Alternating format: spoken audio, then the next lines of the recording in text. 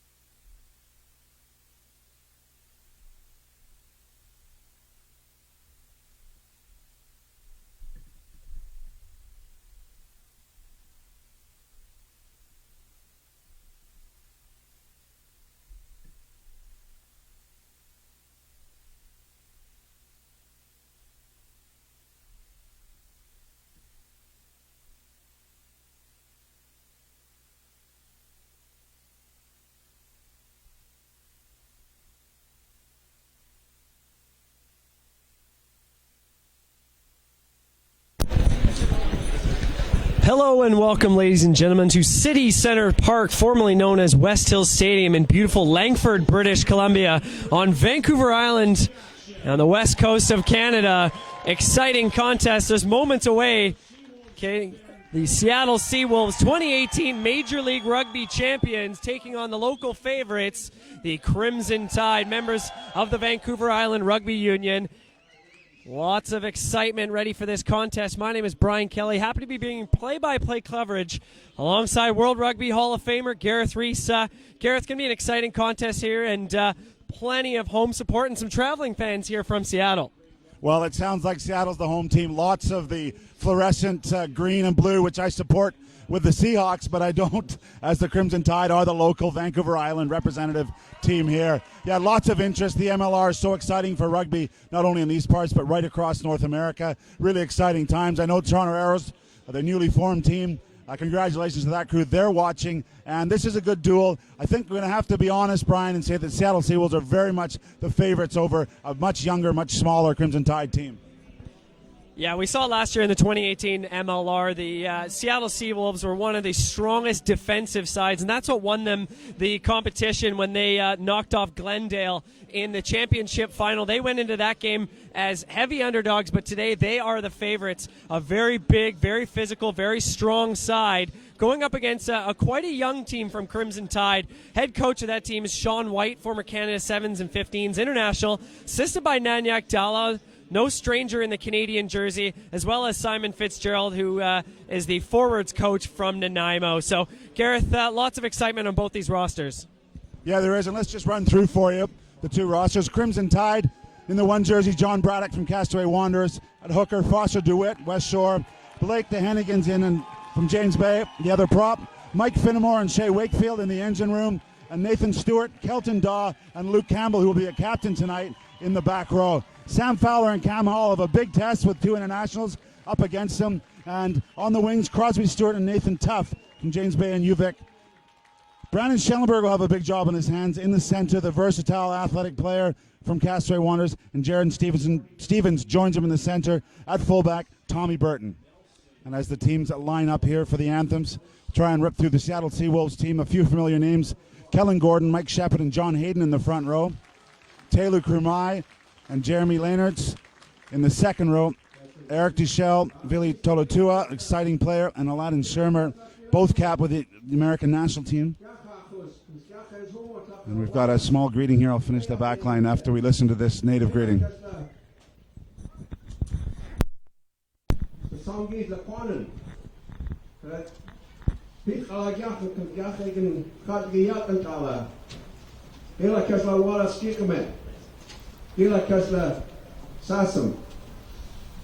I've acknowledged this moment and thank the Creator for this moment.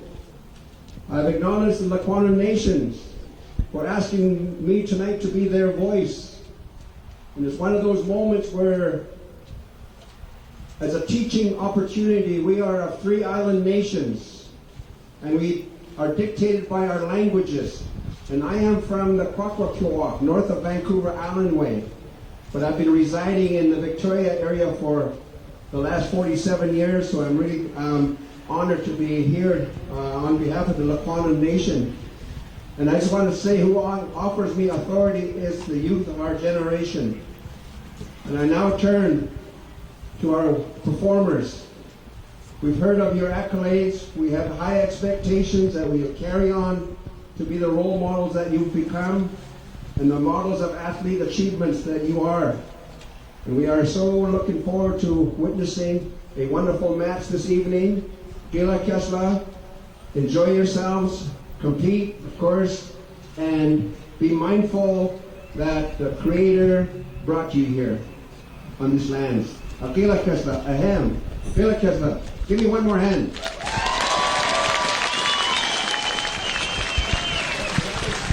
Well, a fantastic greeting from our member from the Lakwana Nation, our host here, and fitting that the next man from Seattle Seawolves, Phil Mack, the Canada captain and a proud member of the Takwat Nation himself. He's joined in the back line with Shalom Suniala, no stranger to Eagles fans, Peter Tibiero, George Barton, William Rasileka, and Brock Stoller and Matt Turner. More on that First Nation, but first the anthems here at West Hill Stadium, City Center Park.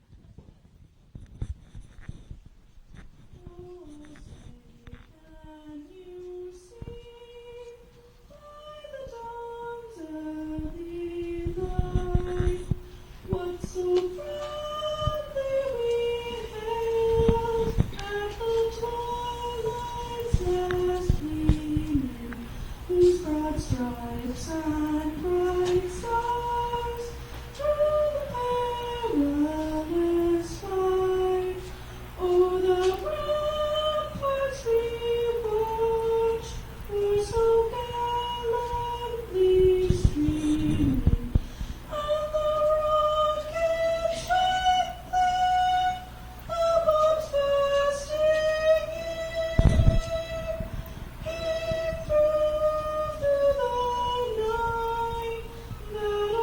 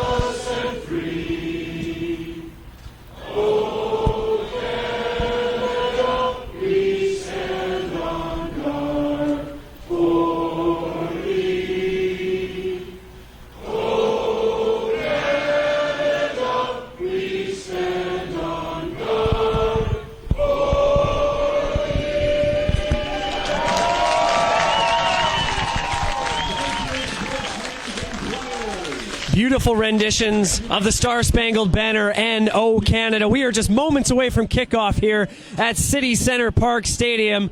The champions Seawolves on the road taking on the Crimson Tide of the Vancouver Island Rugby Union in preseason action here. Well, Gareth, they're just a few days away from Christmas or Hanukkah or whatever you're celebrating, and pretty great event here for the families.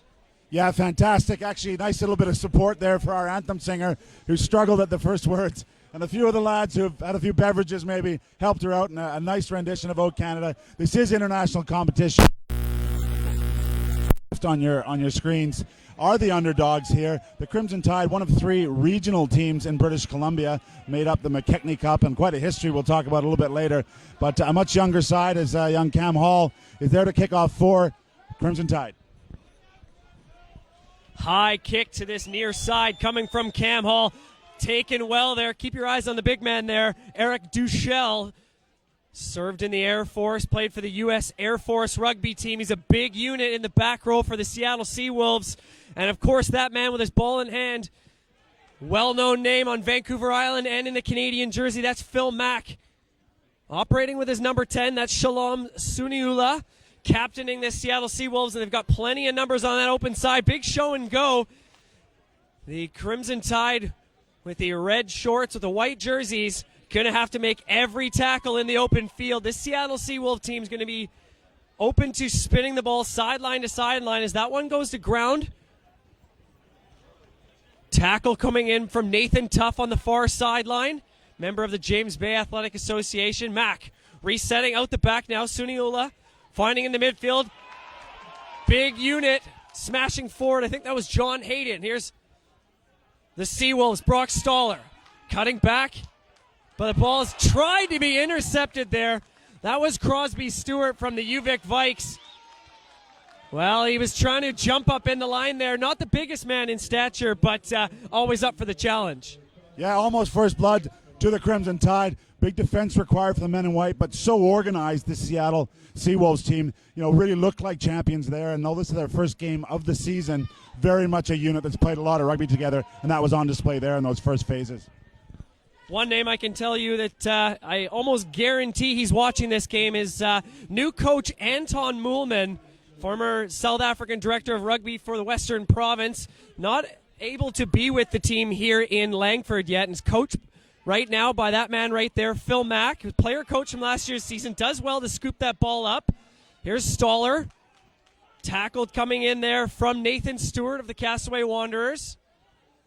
Duchel into contact one more time. Still going, held up now, finally brought down by Kelton Daw. Suniula, missed pass. Bodies on the far side. Fending off one tackle. Tiptoeing inside the touchline. Driving forward, big tackle there. That was on Mike Shepard. Mack to Suniula. Into the midfield, tackle coming in there from Mike Finnemore. Duchel steps off his right foot, does well to break the gain line. Mack has a 2-on-1 on this near side if he can use it. Stepping off his right foot there, that's Peter Tiberio. Just shy of the 22-meter now. There's Brock Stoller. Still going is Kellen Gordon inside the 22 now. Barton stepping into first receiver. Another show and go. Seawolves team having a bit of fun here, tossing the ball around. Few different bodies stepping into that first receiver position. Mack going on the blind side once again, looping ball. Looks to have gone forward, but referee says play on. Burst of speed on this near side. We could have our first try, and we will. Well, not sure if that one went forward for the game. Yeah, as you mentioned, a hint of a ball going forward was passed out the back door. It may be Matt Turner, the former England Sevens player, who got over the line. But relentless pressure, over 10 phases of play for the Seawolves, the men in the blue and green. That will give Brock Stoller, Mariloma from Vancouver originally, and a few caps for Canada, now plying his trade in the Seattle Seawolves. Prolific goal kicker. They'll give him a chance for the extra 2, but just wore down the Crimson Tide defense. A couple of missed tackles and a little bit of a questionable call as that ball was passed out the back. BC Premier League season has been running since September, so these bodies have been battered over the last couple of months, but no excuses. They need to be up to the challenge. This game against the Seattle Seawolves is another level test for these young bodies here on the Crimson Tide. They're being cheered on by their friends and family. Great crowd here in Langford, so we'll see what they can respond with early on in this game.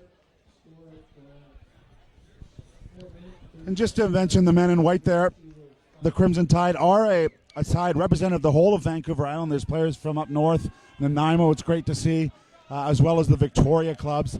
Traditionally a powerhouse, so there are lots of national team players who are based in this part of the country, not suited up today for the Crimson Tide. Sloppy take off the line out, spilled forward, unfortunately off Tide hands. That could have been an opportunity on the restart. And Gareth, you mentioned this is a historic club in Crimson Tide, but this game means so much more for the men in white, with it being sort of the Wild West right now where they're signing players to the MLR. Some of these guys in the white jerseys are playing for contracts, Gareth. Yeah, there's no question. Doug Fraser was scheduled to play here. He's been picked up to play down in Austin in the MLR. So lots of players like that looking for a contract. I know the captain tonight, Luke Campbell, clearly has the ability to play at this level. As Phil Mack looks on the blind side, you see his foot skills, the Oak Bay High School product, just nudging that one to the halfway line. And yeah, you're right, Brian. It's a good opportunity to play for spots. Really, they've only had 2 or 3 sessions together. Credit to Sean White and Anyak Dalla and Simon Fitzgerald pulling these guys together. But that's what it's all about, just testing themselves. National champs, inaugural MLR champs in the Seawolves, and that's a great opportunity for the Tide players. Keep your eye on the number 2 in the white jersey. Foster Dewitt. That one goes to the back jumper, but it's knocked back. Foster Dewitt plays for West Shore, originally from Comox. That ball is spilled forward.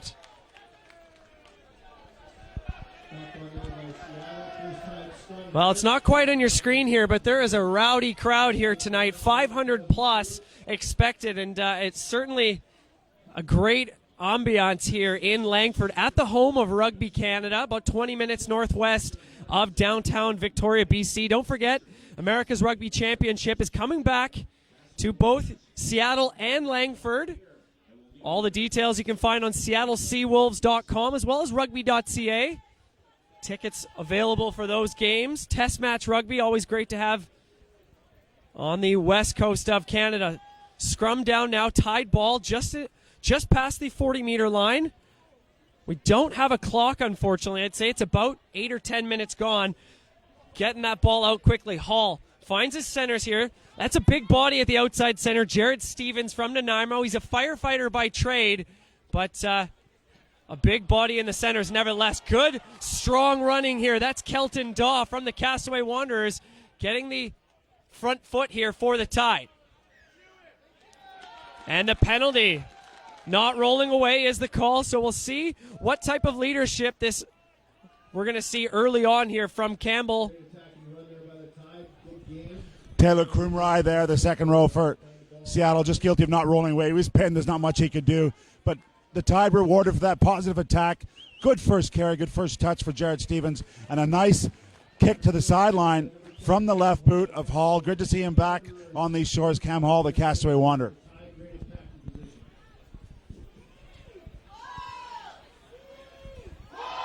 Very passionate sports fans, as you see with the Sounders, the Seahawks, and now the Seawolves in Seattle. There's 100 or so fans here, all wearing the toques, getting the Seawolves chant going. But they're deep inside their own half now with a driving maul. Looks to have gone down. Referee says it's fine. We'll get the pick and go here on your screen. About 2 meters shy. But a penalty has been given to the Seawolves. Last season, the Seawolves dubbed their defense the Sea Wall. They held Utah for 33 phases inside their 22-meter before causing a turnover. So defense, always one of the strong suits, Gareth. Yeah, solid wall there. It was not releasing the call. The Tide player lunging for that line. Looked to be a few green bodies prohibiting, and that lineup was brought down. We'll see how that develops. But solid defense, a sign of a class side.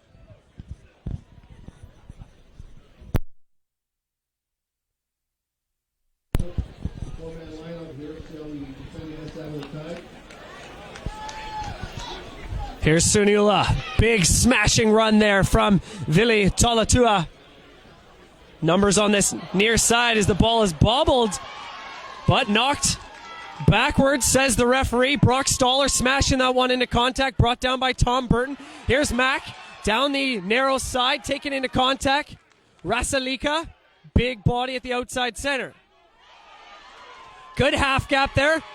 Done well there is Taylor Crumry, getting the Seawolves on the front foot. But that ball is spilled forward by Rasalika. Lots of explosive offense here, Gareth.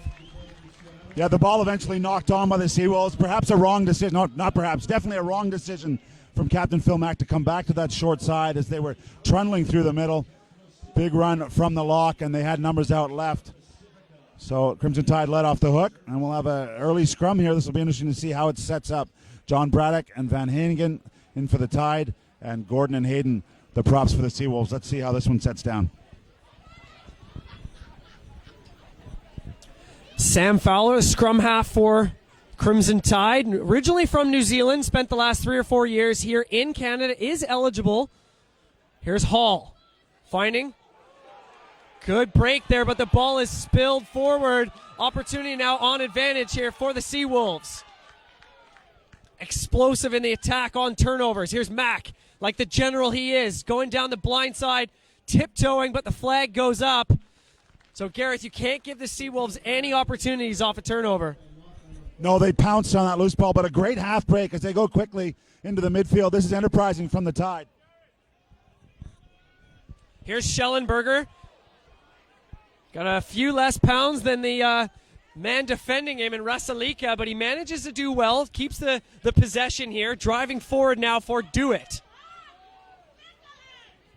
Here's Hall, driving the line. Sleek stepping there up the middle is Jared Stevens. Look at the goose step from him. He's over the halfway line. Jared Stevens. Well, a beautiful hand fend. As I mentioned, folks, these guys are playing for contracts, and Jared Stevens is a big body in that midfield. Just a strong 40-meter run. And a penalty against the Seawolves. Looks to be not rolling away. So lots of excitement, Gareth. Well, a scintillating run from Jared Stevens showed his power and strength. Perhaps at the end could have offloaded, kept the ball alive, but really brought the crowd on their feet. That's twice he's gone through in the midfield. That'll be of concern to the Seawolves defense. But what a spark from the man from the Nanaimo, from the Hornets, Jared Stevens.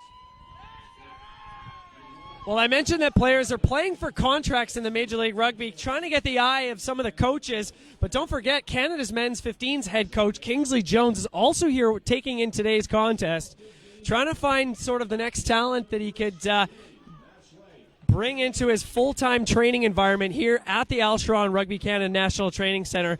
We have a bit of a break in the action here, Gareth. Gareth, just walk us through sort of what it's like at the daily training environment here now and what it's doing for the Canadian setup. Yeah, as we see Mike Finnemore getting some attention there, the big second row. Previous experience with Sale Sharks. Yeah, this is the National Training Center for Canada, the center of excellence where both the sevens teams train, the women's 15s and the men's 15s prepare. They prepared, obviously, before their repechage victory from here. The MLR has shaken things up a little bit as players were based here. There'll now be a lot of them going off to Toronto Arrows and other clubs. We see the likes of Phil Mack and Ray Barkwell with Seattle Seawolves. So a little bit of flux here, but this is the National Training Center where they work on the core skills and the fitness, and the Alsharon Center across the street. Well, speaking of core skills, that's a missed line-out opportunity. Now giving these Seawolves an opportunity to run this one. Look at the pace on the far side. Quebecer Tom Burton does well to bring him down just inside halfway. So what a turn of events. Missed your line out, and now you're defending just inside the halfway line. Suniula into the midfield there. John Hayden smashing it up. Burton does well to clean that one up. Mack once again going on the blind side. Over halfway. Numbers. There's Rasalika with a beautiful offload on the far side. At the 40-meter line now. Oh, and a big hit in the midfield. These Seawolves smashing the ball up every phase. Here's Suniula. Breaks the gain line once again. Mack going himself. Challenging the fringes. The number 8 now, Aladdin Shermer. 2 caps for USA Eagles. Into contact there is Jeremy Leonards. Crimson Tide, wall of defense, holding strong here. Tackle coming in there from Luke Campbell. Slow ball here for the Seawolves. A few hands on knees. Plenty of phases so far. Sleek stepping on the far side now. Finally brought down. Nearing 10 phases here. Mack. Good tip ball there into the hands of John Hayden. Tight head prop. Here's Suniula out the back. George Barton. And another offload there from Rasalika. Into contact there. Crosby Stewart does well. About a 6-inch difference between those two bodies. Here's Mack challenging the blind side. Does well. Break the gain line. Needs support though. Well, I'm not sure if you can hear it on your microphone, folks, but passionate support here from the traveling fans. Sunila over the top, and here we are. A good break in the midfield. Can he do it? That's Jared Stevens brought down. Excellent offloading. Fresh on the pitch there is Hayden Evans. So the home fans loving it as Luke Campbell dives on that ball. Here's an opportunity for the Tide. Plenty of players offside. Crosby Stewart cuts back inside the 22 now.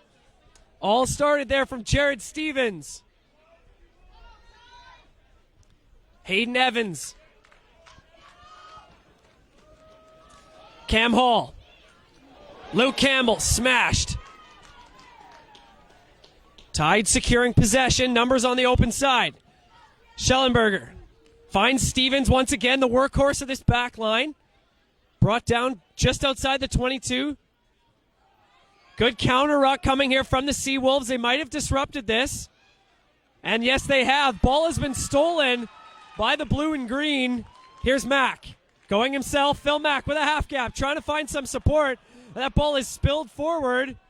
But a knock on. Well, cruelly for the Crimson Tide, the advantage was never awarded.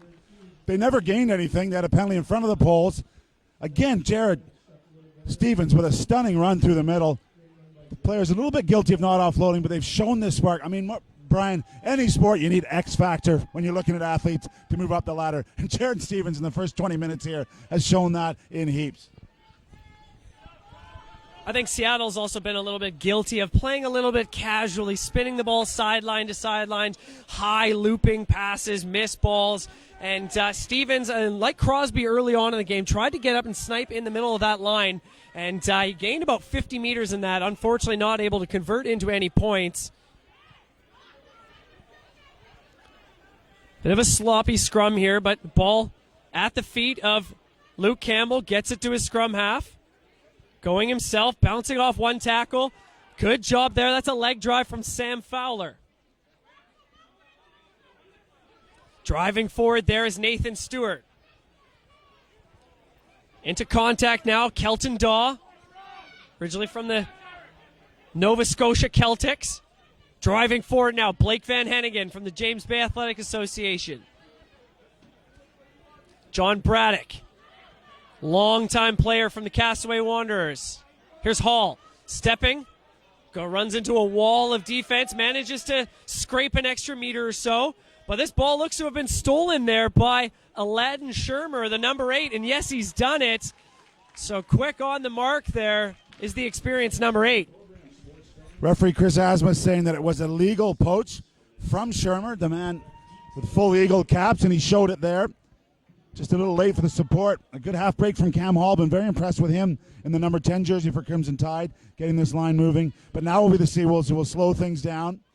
Probably want to get back to the set piece where they do have a significant size advantage and have had a lot more time on the training pitch working their set pieces.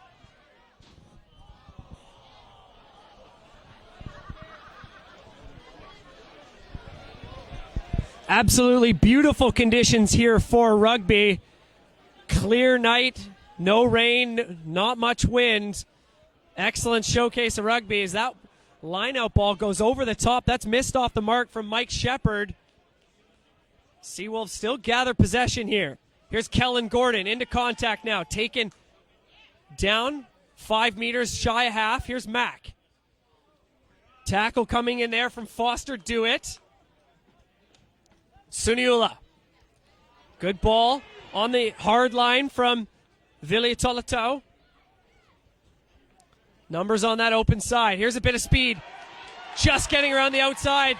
And he will have our second try of the night. Well, I believe that's Matt Turner. Too much pace from the fullback. No substitute for pace. The man spent 5 years on the World 7 Series, and you saw it there. He went off his left foot, and for the second time tonight, just scythed through the Crimson Tide defense. Again, well-worked attack, a little bit more conservative up the middle, finding the hard yards through Raisaleka, and then they burst out up the left-hand side. Matt Turner, the South African from that great productor of rugby players, the Bishops in Cape Town, spent some time in Bristol and with the England Sevens, as we mentioned. Obviously would have played against the likes of Phil Mack, his captain today, and the opposing coaches, Nanyak Dalla and Sean White, both great servants of the Canadian Sevens cause. But here in the 15s jersey for the Seawolves, he's showing he can get it done in the wing position.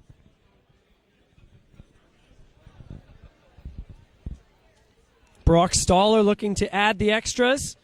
Went 12 for 13 last year in conversions and 7 for 11 in penalties. As the flags go up,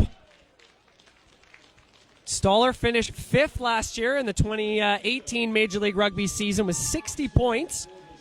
As Gareth mentioned earlier, international for Canada. Well, the hometown fans cheering on their boys in white and red. Likely about halfway through the first half. And just for those questioning online, the score is 12-0. The first conversion was missed by Brock Stoller. 2 tries from Turner, and that conversion by Stoller. So an early lead for the Seawolves. Credit this young. They're going to have a little bit of a break. I think because we're in a preseason environment here for both these teams, there may be an agreement. We may see a few extra subs later on and just a little bit of extra coaching time. So maybe this may be the 20-minute mark. I'm not exactly sure, Brian, but just a break for these teams. But great action so far. It's 12-0 the scoreline.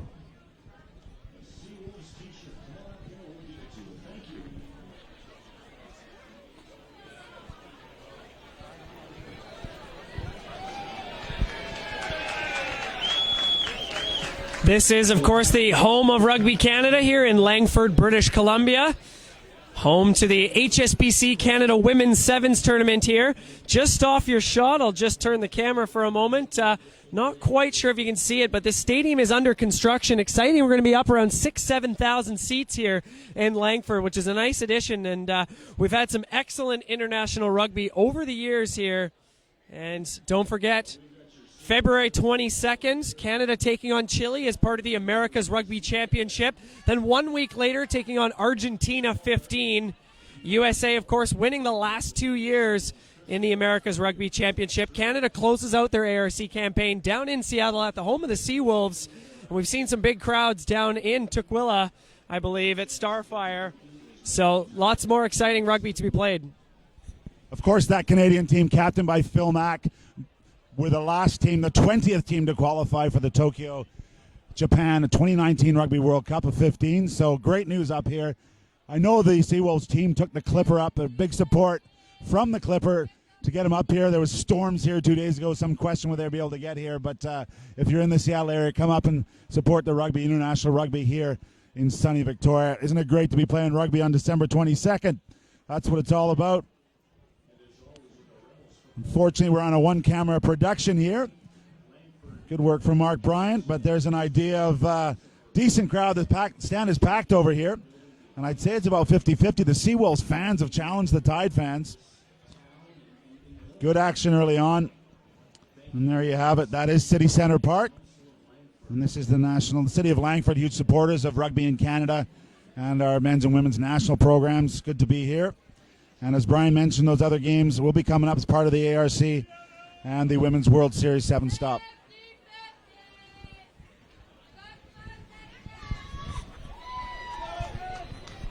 And make sure to let us know where you're watching from and who you're cheering for in the comments section on Facebook. Follow us on Twitter. RugbyCanada_BK is my handle, and GReese10, as well as following the Seattle Seawolves _rugby, I believe. As we get back underway, Cam Hall, high hanging kick just over the 22, taken well by Brock Stoller, wrapped up by his opposite number. Holding him by the bootstraps there is Crosby Stewart. Good half gap there. Believe that was Taylor Crumry.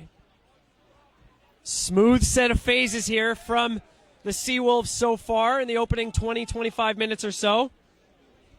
A good restart for Seattle. Good possession here. Numerous phases every time they touch the ball. They're a great ball touch. Into midfield now. Here's Mack. Suniula, captain of last year's championship-winning team. Caps on the USA Eagles. Switch ball from Phil Mack. Does well to maintain possession under a bit of pressure. Stoller steps into the scrum half position. Breaking the line there is John Hayden. Tide may have stolen this ball, and yes, they have. That's excellent work on D. Into contact there is Nathan Stewart. Van Hennigan dodges one tackle. Here's Hayden Evans at the 40-meter line. John Braddock now. Ball on the open side there. Brandon Schellenberger played for Canada's under-20 team last year in Romania. The Junior World Rugby Trophy. Now playing for the Castaway Wanderers. There's Foster Dewitt into contact. Cam Hall to Stewart. Held up by Suniula. Needs to get to ground. He finally does. But the penalty in favor of the Seawolves. So some good phases, Gareth, but giving away a penalty. Yeah, interesting that 20-minute break, a chance for the coaches to re-message, reset. I think from Phil Mack and his team, it will be very much get back to basics. Let's hit some close targets. We saw a little bit of it there. And I think the Crimson Tide team, they'll have to be encouraged with their level of commitment. Obviously falling off a few tackles, much smaller side, but they've shown a lot of endeavor, shown some good ability through the midfield, and this pack are hanging in for the moment. Let's see how this plays out in the end of this first half. Subs starting to step on the field now. Both these teams bringing 26, 27, 28 bodies. No restrictions on subs. I'm sure everybody will see the field here today. A couple of well-known names in the Seattle team. Olive Khalifi and Brad Tucker not playing here tonight. Setting the drive here. Tides will need to do well here. Advantage in favor of Seattle. Referee Chris Asmus has his hands up. Ball just inside the 22. And a penalty given to the visitors. And the call's not for taking it down. It's actually for a high tackle on the neck. I think it may have been Van Hennigan. But that is the prowess of this Seawolves pack. Organized together and had that good leg drive. And now it'll be a line out. We'll maybe see the same thing again, Brian. Well, keep your eye on the man who just kicked that ball wearing the black and green scrum cap. That's Ben Sema. Although he's the youngest on this Seattle Seawolves roster at the age of 22, he has 10 caps for the USA Eagles, 42 points. Last year he played for San Diego, switched, headed up north for this upcoming season, now playing for Seattle. I think he's slotted into the fullback position right now. As the forwards, Tide doing well to stop this ball. Referee's hands down. Here's Suniola on the switch ball. Rasalika breaking the gain line. Here's Mack. Schellenberger does well, brings down his man. Quick ball here for the Seawolves on the outside. There's Sema trying to offload on the inside. He does well to George Barton from about 45 minutes up the road in the Cowichan Valley. Excellent ball under pressure there from Suniula. Here's Mack. Suniula, Rasika. Ball. Well, lots of pressure for the Seawolves, but spinning that ball wide, going to ground. Just a skill breakdown for the Seawolves backs. They had the Tide stretched, but credit the young Tide team again. Bending but not breaking. Some big hits going in as well. But it's come down to a little bit of walking pace. As you mentioned, Brian, great conditions here. A little bit of a chilly wind, but Not bad for evening rugby under the lights here. This is a field turf pitch, RB approved, artificial pitch here, so pretty good footing. Just a handling mistake there from the Seawolves. Big scrum for the Crimson Tide, 10 meters from their own line. About 10 meters from their own try line. Here's Fowler. Finds, well, the electric man in the back line. That's Jared Stevens once again breaking the gain line under all sorts of pressure here. Referee says play on. That was a blocked kick, so it's not offside. Box kick. This one will hang up into no man's land. Brock Stoller gets under it and does well. Here's Sema. Numbers on that open side. Tide will have to defend well here, but that one sails into touch. Couldn't quite find the last man on the outside. Yeah, more skill breakdown. That'll be something to work on. Again, this is the first preseason game for the Seawolves. Great to see Brent Sema, as you mentioned, the Canadian killer for many, knocking off the Canada 20s with a no time left on the clock, over 50-meter kick. He's a gamer. He loves to play, and he's had some real success in the Eagles jersey here coming off the bench on the right wing for the Seawolves.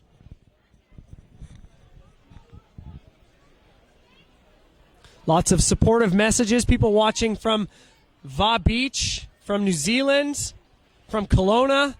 Lots of interest for this Major League Rugby as we have another reset here.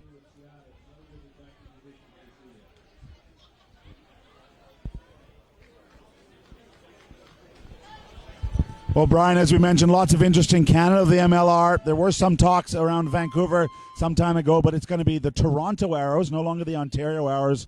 Congratulations to that whole group. They are Canada's first professional rugby union team. I know Mark Winokur and Bill Webb and Chris Silverthorne and their whole team, Aaron Carpenter, putting the work in and signing players. Pretty exciting times for Canadian rugby, and very exciting times for the Crimson Tide as the fans get into it here as the pack turns it over and earns the penalty. Well, not that Gareth and I have ever been in a scrum or know what the heck just happened, but lots of excitement. The boys cheering each other on. The home fans here saying well done to the forward pack. Winning a penalty, giving them an opportunity to clear their line. Sweden, Netherlands, and Nova Scotia. Everyone's watching. Great to have you on board. Let us know what you think. Good clearance kick from the Crimson Tide. As you mentioned, a lot of Canada's national team players that are based in this Vancouver Island region, not on display here for various reasons. Some youngsters stepping up really well, and a good battle developing here. Taken well there by Hayden Evans, and a penalty once again for the Tide, taken quickly. Referee Chris Asmus not happy with the mark there from Fowler. Going to slow things down, and Cam Hall will kick to touch. Yeah, the Seawolves guilty, I think, of taking out the jumper underneath him. That left foot squirms off the side. This will be a counterattack opportunity, or will it? Asima nudges it into touch. I think his outside backs may have a word with him as they were looking good to go with the flow.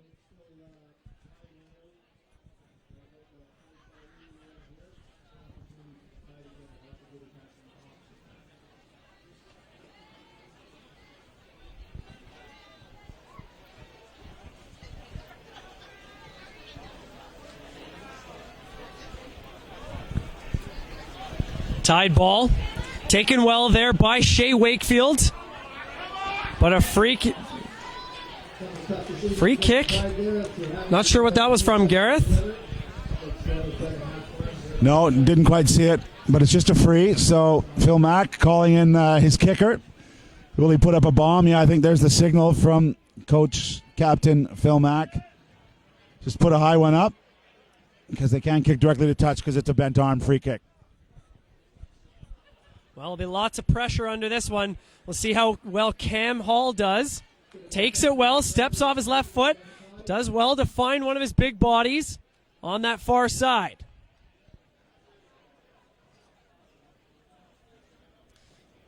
Challenging the fringes here. Gaining a couple meters.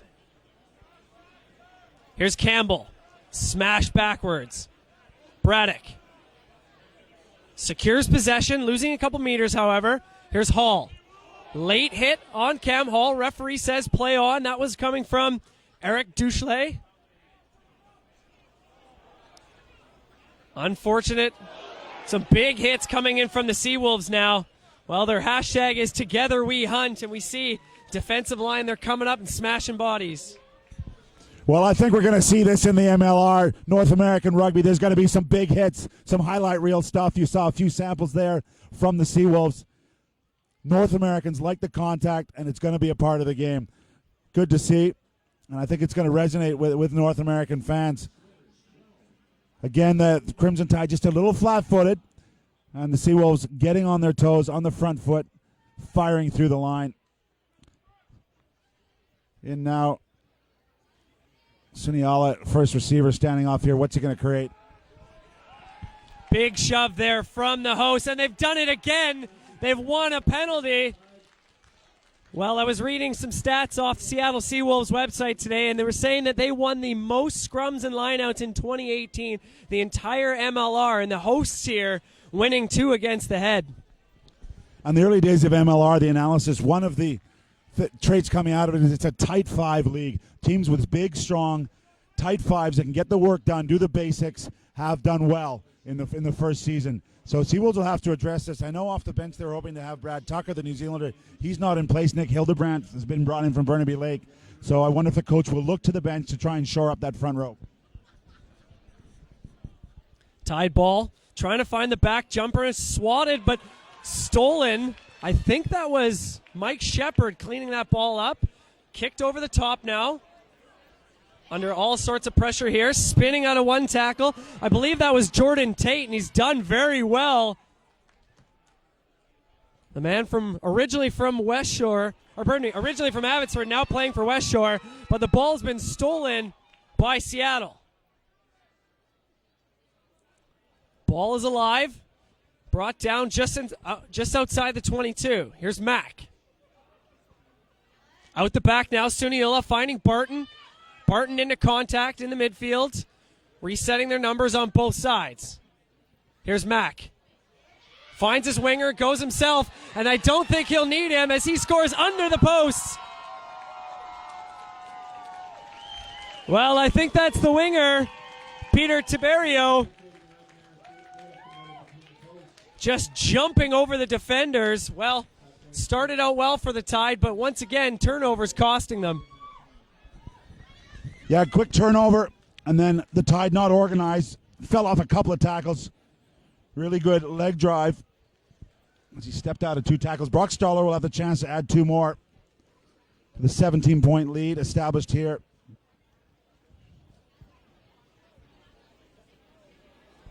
Yeah, just simple, hard, direct running. Stepped out of 2 tackles. Stoller steps up, a ground he knows very well. Trained here for several seasons. He adds the extras. 19 points to 0. The Seawolves over the Tide.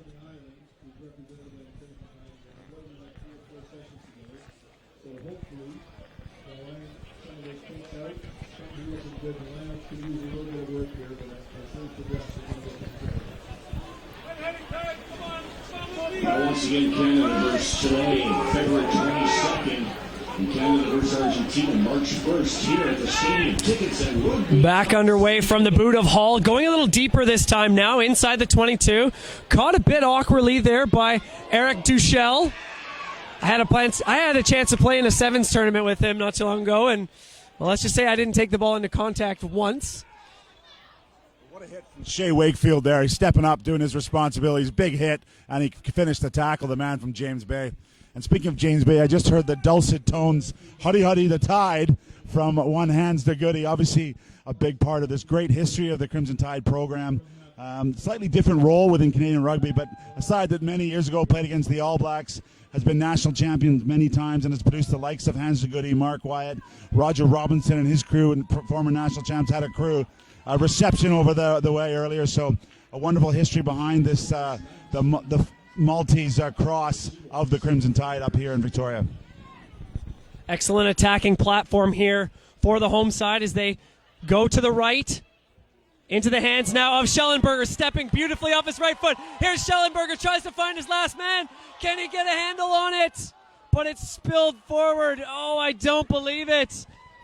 What an attacking line there from Schellenberger. I wish we had a replay on this broadcast because that was excellent. Just missing the last hands. Well, the footwork, no substitution. On his toes, stepped out of 2 tackles. Perhaps could have finished on his own. Looked like he might have been free, but he looked to offload, and they couldn't gather. But not for the first time tonight. The outside backs of the Tide scything through the Seawolves defense outside the 13 channel.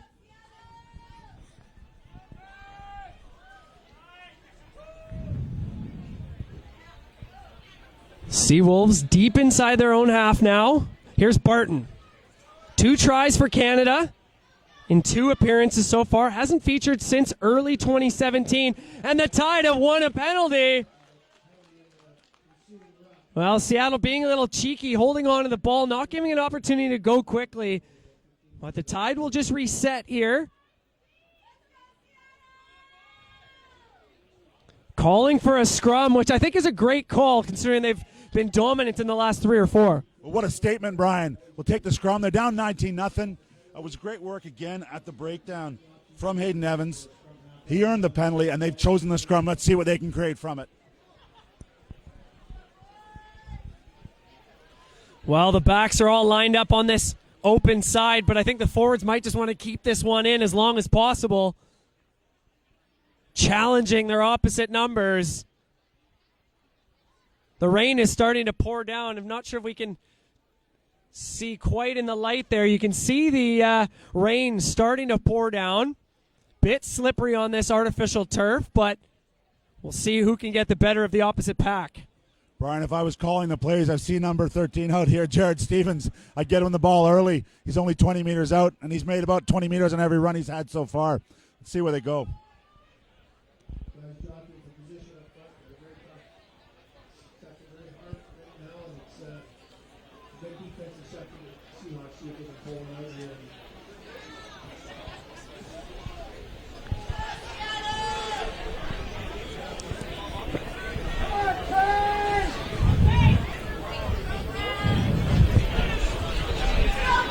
Big shove there from the Seawolves at the back of Campbell's feet.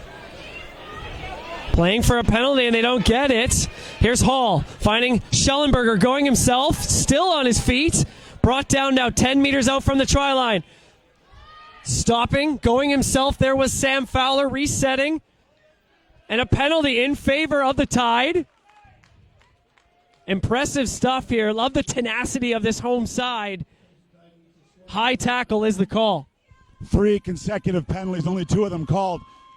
The Seawolves scrum disintegrated, and that is a penalty. They pulled away at the front. And then 2 more penalties, as you mentioned, the high tackle in the end. So we need a direct attack here from the Crimson Tide. The Seawolves on the back foot at the moment. Well, an excellent comment from an excellent name there, Brian Hibbs, saying, nice to see the focus on set pieces, not points during preseason. That's true. We're here to score tries. We're not here to kick penalties. I bet you Hibbs is a prop. Another opportunity here for the Tide at the back. Fowler going himself, wrapped up by Phil Mack. Needs some support here. Campbell tries to clean that ball out. Still in Tide favor. Slow ball here for the home side. Could be a 2-on-1 on this blind side. Stewart can use it. Crosby Stewart going himself. Wrapped up there by Brock Stoller. 4 meters out now. Tide looking for their first try of this game. Seawolves slowing things down here. Campbell smashing his way forward. 3 meters out now. Driving forward 2 meters away. Looks to have put his hand over the line. The penalty, once again, in favor of the Tide. Offside is the call. Yeah, the arm goes out. I thought he'd reached over and maybe got it down. Excellent second effort from, I think it was Shea Wakefield. But the Tide pounding again, and that seawall, we're seeing it. They're not giving up those first points. Credit this Tide backline, creating stuff when it's not on. As you mentioned, Crosby Stewart stepping out of 2 tackles, almost scored himself on the left. Now they've got the whole backfield off to the right of your shot in one half of the field. Referee's going to reset this scrum. There they are. Haven't had much time on the training pitch, but a few club combinations there, largely Castaways, Uvek, and James Bay.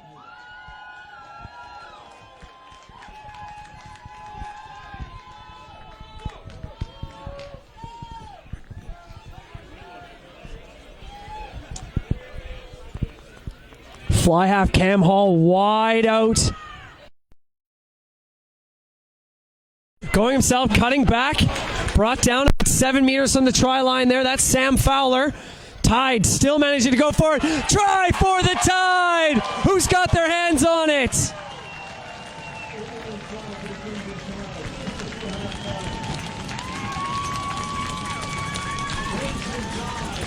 Well, number 21 in my book is Matt Weir from Nanaimo. Wearing the black scrum cap, scoring the first try here for this home side. Plenty of possession in the last 10 minutes.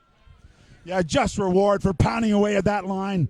It was Matty Weir, just going right through the middle. A little bit of inexperience there from Sam Fowler, who's been outstanding. Another Nanaimo man. He went against the grain as their scrum got shunted to the side, but got away with it just enough. And the Seawolves ran out of defenders as the left foot of Cam Hall adds the extra 2, and the Tide are on the board, 19 points to 7. Excellent to see 6 members of Nanaimo join the BC Premier League a couple of seasons ago. We got 6 players on this Crimson Tide roster.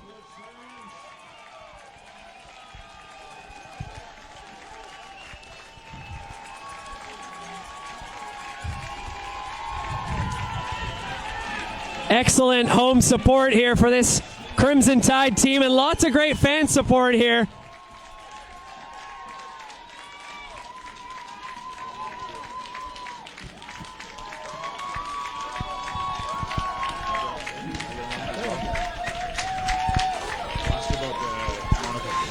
Well, happy to be joined now by a man who knows both these sides quite well, Ray Barkwell, members of Canada's men's 15s team. Ray, first off, big weight off the old shoulders for qualifying in France. How's the last month or two been? Yeah, it's been refreshing and surgent. It's been great. Just to have that kind of clarity of going through to the World Cup, excitement coming through, and getting that next plan going in place. You were part of the Seattle Seawolves team that lifted the inaugural trophy. For people that are tuning in here tonight, what was that entire experience like? Yeah, it was an amazing experience. You know, when you do something for the first time, a league in the first time, a new team in the Pacific Northwest out of Seattle, down there, a great group of people who put this league together, but also a great city who rallied behind us to give us that experience. This is your second go at pro rugby in the States. A few guys playing for jobs out there. What's your advice when the kids are trying to impress these MLR scouts and coaches that are watching this game? I think it's just being clinical at the little things, and showing that you're willing to get up off the ground quickly, move into place. And, if you're making mistakes, it's how you react real quickly to trying to get back into the play and do things correctly again.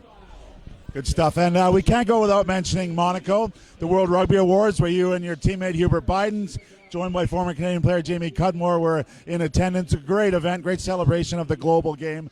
Obviously, you got a nice moment on behalf of your team to go on stage with Lawrence Talalio, the former England captain, and you were honored for Canada becoming the 20th team to qualify for Rugby World. What was that like for you, and how proud are you of the boys' effort? First, the boys' effort was outstanding. It was a long path, not the path we wanted to take, but when we had to buckle up and get it done, I thought we did a great job in doing so. Monaco was fantastic, a little bit of a enjoyment part of it where we can go and have some fun. I was really surprised on how warm the reception was from players around the world that you've played against, some that you know and some you don't know, and then how well, the whole event was just taken off. It was a proper red carpet event, and it was amazing. Good stuff. And you're a man from Niagara, originally in Ontario. Have you got the Arrows game penciled in, the Seawolves versus the Arrows, the first professional tilt between those two? Yeah, I think so. I'm hearing it from home a lot. What do I think about it? And I mean, the amount of the family and friends that want to come up and watch and be a part of it. Obviously, being from the Niagara region in Ontario, there's a great grouping of friends who want to see Toronto win and then be able to stick it to us down in Seattle. And your rugby royalty, of course, here with your lovely wife, the captain of the women's team. Any message for the rugby fans out there for Christmas to wind it up? Merry Christmas for everyone, and Happy New Year. Looking forward to seeing how well our organization and the growth of rugby around. It was amazing to see some of those stats on flag rugby and our rookie rugby program. I was astounded with how many events, how many kids had joined this year. That's showing that we're doing some right things in growing our game and getting people participating. And Ray, just to look ahead to the America's Rugby Championships, it's nice to have qualified, but that's just one job. We're right on to the next one. February 22nd and March 1st here in Langford. How's the preparation going for the ARC? Yeah, I got to have a little bit of a month off here to let the old body, rest up and get ready. But, it started back this week, getting it going. The boys finished up, I think, last week. We'll get back in the new year ready to go, back to the grind and getting the winning streak continued going forward. And that's what we want to do and set out to put our hand up to win that competition. World Rugby's stats gurus came up with it that if you play in the next World Cup, you will be the second oldest ever to feature at a men's Rugby World Cup. Is this the first time you're hearing that? And does that play into any type of preparation for you? Funny enough, World Rugby knew all about it, and I think they're happy if I can make it there because I guess it's a good story. I'm doing it because I enjoy playing. I love playing. I'm having fun playing. It's been great. Kingsley Jones and what he's brought to the group and the young guys that are bringing it in, we're having fun. But yeah, I know I'm going to do it. And I'm pretty proud of it if I can do it in this professional age of rugby. And there's many guys who've done it in sport, Chris Chelios and Tom Brady. Not a big deal. I think I'm up with those guys, to be honest. But so just to be clear, you compare yourself to Tom Brady and Chris Chelios with that. But good luck to you, bud. Well done. No, thank you very much. You guys have a happy New Year and a Merry Christmas. Thanks, Ray. Much appreciated. We're going to take a quick break here in Langford. We'll be back in the second half here. The Crimson Tide trailing the Seattle Seawolves 19-7. Stay tuned.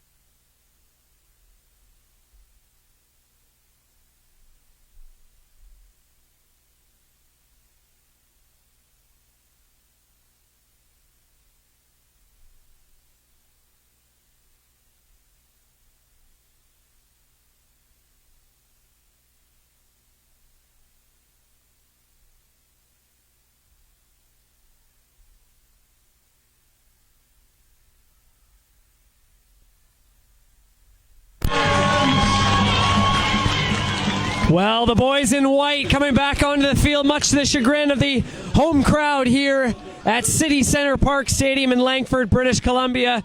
Brian Kelly, joined by Gareth Reese. You just heard smooth voice of the Ray Bark will join us at halftime. We are 19-7 in favor of the 2018 Major League Rugby champion Seattle Seawolves against the home side Crimson Tide.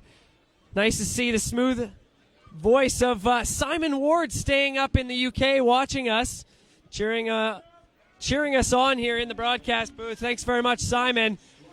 Shalom Suniula, high hanging kick. Well, it was an exciting first half, Gareth.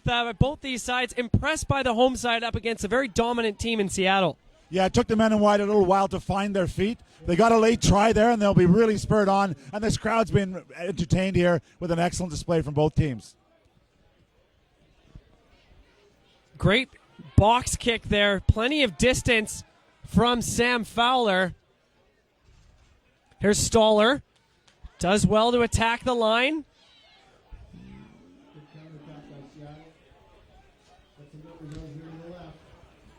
Plenty of bodies here on this open side. He's a hard man to bring down, a big unit. Tide are going to have to do well. Here's Cam Hall, last man back, bringing him down. Touch flag goes up. Well, referee playing on, just 1 meter out now. Ben Sema trying to get over line, double tackle coming in from the Tide. Surely that's held up. Recycled. Here's Suniula. Here's Rasalika, brought down, offloading on the outside. Now Stoller will go himself, but the ball has been spilled backwards. I think that was Crosby Stewart that knocked that one down. This looks like a sevens match right now. Here's Mack. Big body smashing forward. That's John Hayden. Mack going himself. Still going now. Here's George Barton. Barton, 5 meters out now. Goal line stand from the Tide. Van Hennigan throwing his body on the line. Numbers on this blind side. Pick and go. Slow ball here for the Seawolves.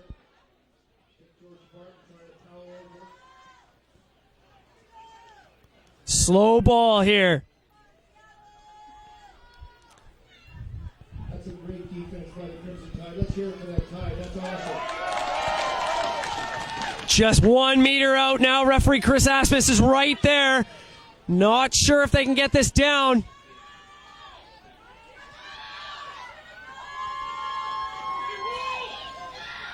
Good defense here from the Tide. Throwing their bodies on the line. Here's Mack. Well, the man who started it, Duchel, brought down 2 meters shy. Double tackle once again from the Tide, and that's stolen. But the ball has been spilled forward, still in the advantage of the Seawolves. That ball was knocked on there by James O'Neill. Here's an attack opportunity, back inside, ball still on his feet there, and we have another try. Well, you'll have to apologize, folks. The numbers are all swapped around. Guys putting the jerseys on and passing jerseys as they step on the field there. Regardless, that's another try here for the Seawolves. Well, eventually, Seattle, after squandering many opportunities, a nice set-piece move was just dropped back inside after the cross. The late drop at about 10 or 12 phases, hitting the Tide line, not able to capitalize. Finally, dropped the ball back inside, catching the inside cover of the Tide late across. 24 points to 7 with the conversion to come.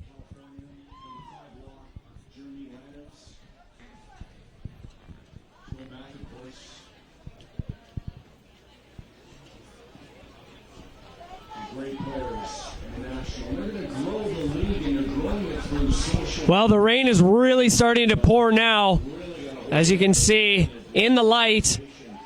Another successful conversion attempt from Stoller. 26-7 is the score line. And the conversion is good. They score 26. Seattle. The Crimson Tide 7.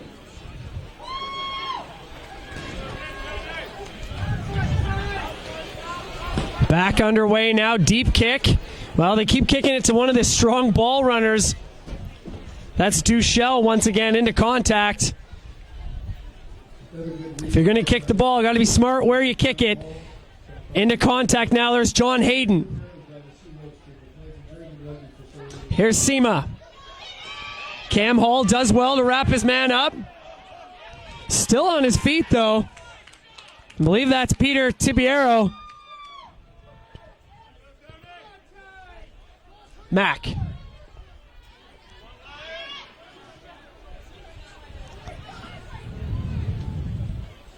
Here's Barton. Brought down by James O'Neill, captain of Canada's under-20 team this past season. Into contact now, but it's spilled forward. Here's an opportunity for the Tide. Well, as the rain is pouring down, much slipperier ball in this second half, Gareth. Yes, and it's starting to look a little preseason out there. These knocks, these tackles starting to take their toll. The Seawolves guilty of spilling the ball there.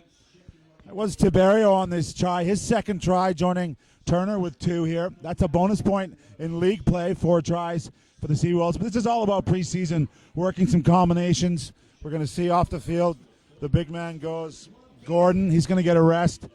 And now the Tide will have a good attacking opportunity midfield with options both sides.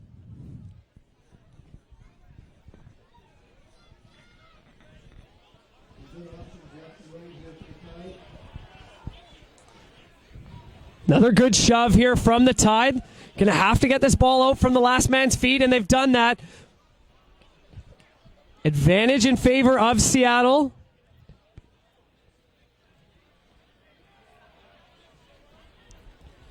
Another missed opportunity there for the home side. Box kick coming in from Mack, landing right in the hands of Cam Hall. Spinning that ball. Here's Tom Burton going himself. Over the halfway line now. Here's O'Neill.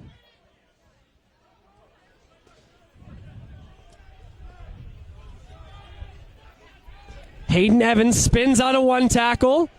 Once again over the halfway line. Cam Poulsen on the field for the Seawolves. Originally from Ontario. Spent time playing for the Castaway Wanderers, but now down in Seattle. Into contact there. Shea Wakefield. There's Hall. Schellenberger going himself. Solid tackle there from Barton. Burton. Happy feet. Brought down at the halfway mark.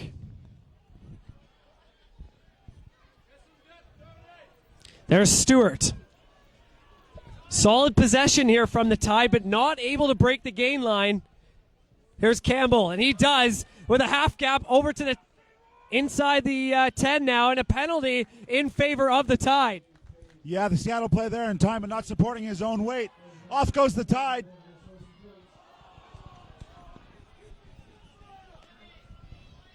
Well, an unfortunate handling error. That was a quick tap from Sam Fowler. Johnny on the spot, but couldn't find the connection. So a missed opportunity once again.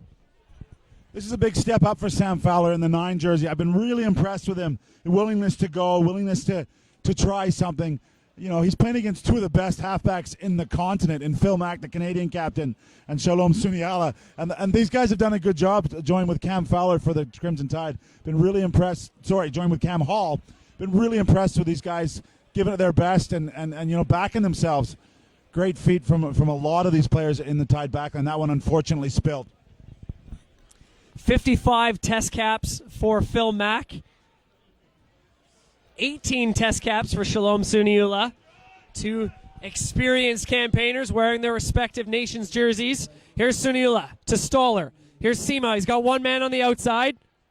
Well, an excellent step off his inside foot. Here's Phil Mack. Well, the hometown product. Does he have the pace to score it in the corner? And he does. Well, he's got it done. Well, that's a try that Phil Mack was not going to forget, playing in front of his friends and family. Phil Mack scored a lot of tries on the 7 series, 4 test match tries, and he's got it done here for his professional side. Well, once again, it was Tiberio, the provider. He went up the left, and Mac was rewarded for his efforts supporting inside. And he's trained on this field for many, many years, and that's a great moment for him. Phil Mack, as we said, representing both Canada and the U.S., leading the Seawolves side, also leading Canada through to the World Cup. And we should mention, we saw the ceremony off the top. What an inspiration he is as a First Nations member. We mentioned the Toquat Nation. There's a great program, as Mac's going to get a bit of a rest here. There's a great program here called Thunder Rugby for the First Nations kids out in BC. Phil and John Lyle, the Crimson Tide chairman, have been right behind it. And these young First Nations athletes, along with programs the likes of Tommy Woods are running, see this as a viable sport and see a great competitor, a great Canadian like Phil Mack, doing it not only professional rugby but in the national jersey. And that's what it's all about. Brock Stoller will look to add the extras. Off the mark kick there from Stoller. Love the statistic that came up. I don't think it's been confirmed, but some of the World Rugby commentators from the 7 Series saying that Phil Mack is the first and only player to ever win 50 test caps for his country and 50 tournaments on the HSBC World 7 Series. Gareth, you played rugby for a long time. How difficult is that? Well, Phil Mack got married this year, and he's 30 now, I believe. 50 test matches and 50 World Series represents 50 weeks on the road for each of those. So 2 years of his life, he's been in a hotel somewhere representing Canada. So maybe no surprise he got married a little later in life, but what a commitment to the Canadian cause.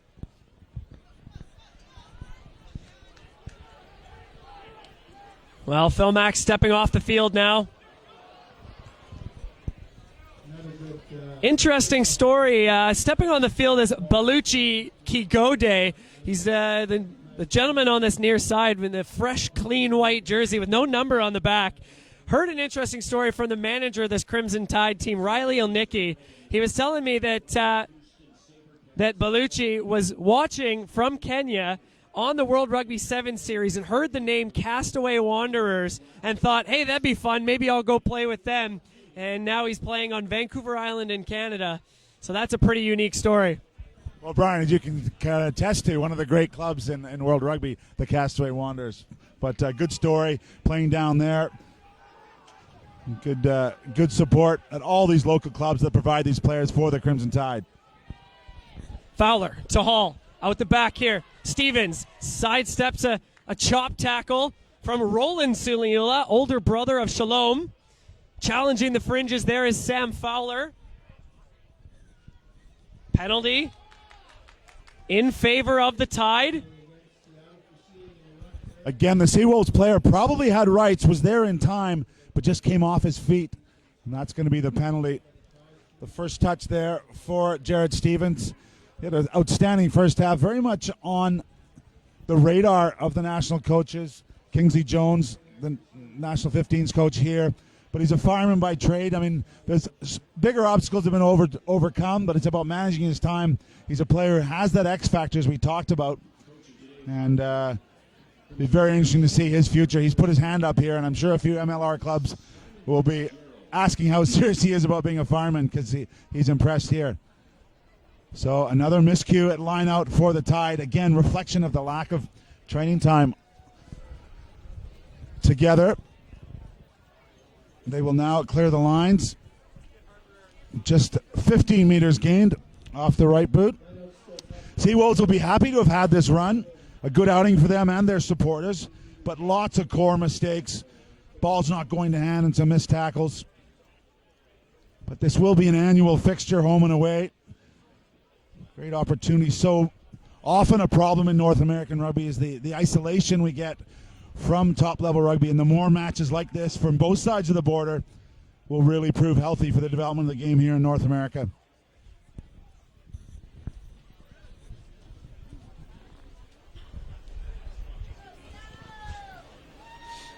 Four-man line-out for the Tide. Referee asked us to get things organizing there for the boys.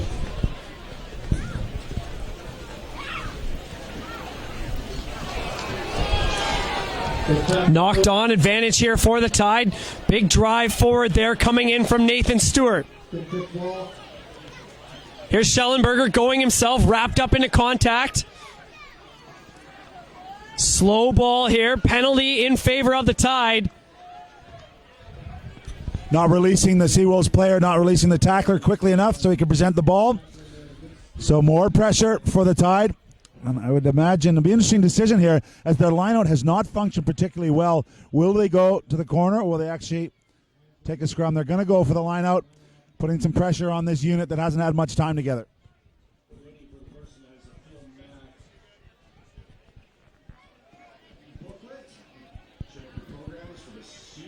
Excellent attacking platform here. Antonio Corbin with the throw. The man from Nanaimo. The simple four-man line out here.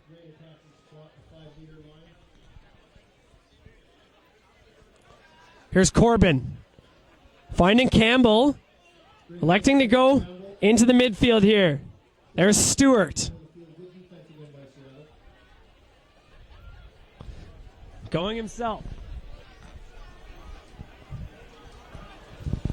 Here's O'Neill. Difficult man to bring down. Currently playing for the UVic Vikes. Smashing forward now. 7 meters from the try line.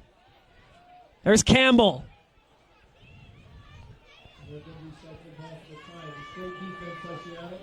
Braddock. Well, not too many bodies on that side, but they found Stevens, the X-Factor man who's been dominant every touch so far here tonight. Smashing forward there. Good set of phases here from the Tide. 4 meters shy of the try line. I believe that's Braddock with his head taped.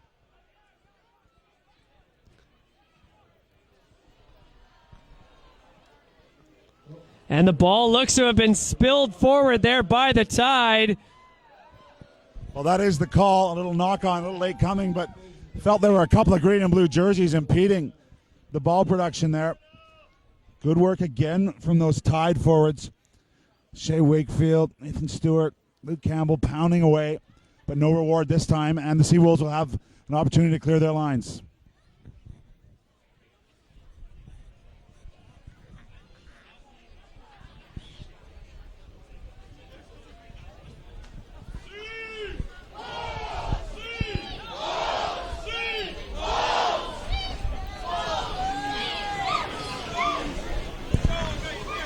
Seattle's made some adjustments up front and seem to stabilize their spell just a bit.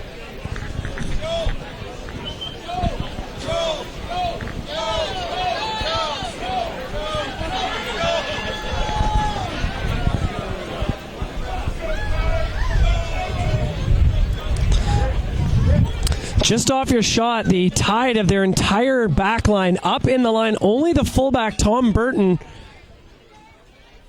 back for the kick here. Gaining all sorts of territory there. But the ball is spilled now in the hands of the Tide. Here's Stevens. Hard man to bring down. Here's Braddock. Campbell. Good snipe around the fringes there from Fowler. Brought down at the 22. Need to get this ball out clean. Done well there from Cam Hall.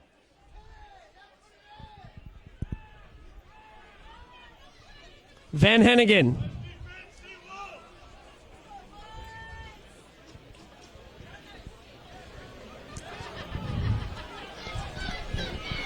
Pace of play starting to slow down a little bit here. Rain pouring down big time now. Here's Fowler finding Schellenberger. Going for a little nudge himself. Interesting choice. Cam Hall, is the first one there. Here's Sema going himself. He's got plenty of speed there. Ben Sema wrapped up just outside the 22.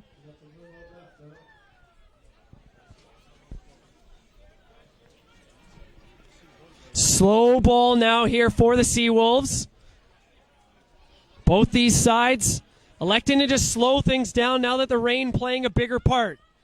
Oh, and a great burst of speed. That's Roland Suniula. Plenty of pace on that far side, and we will have another try for the Seattle Seawolves. All started by Roland Suniula.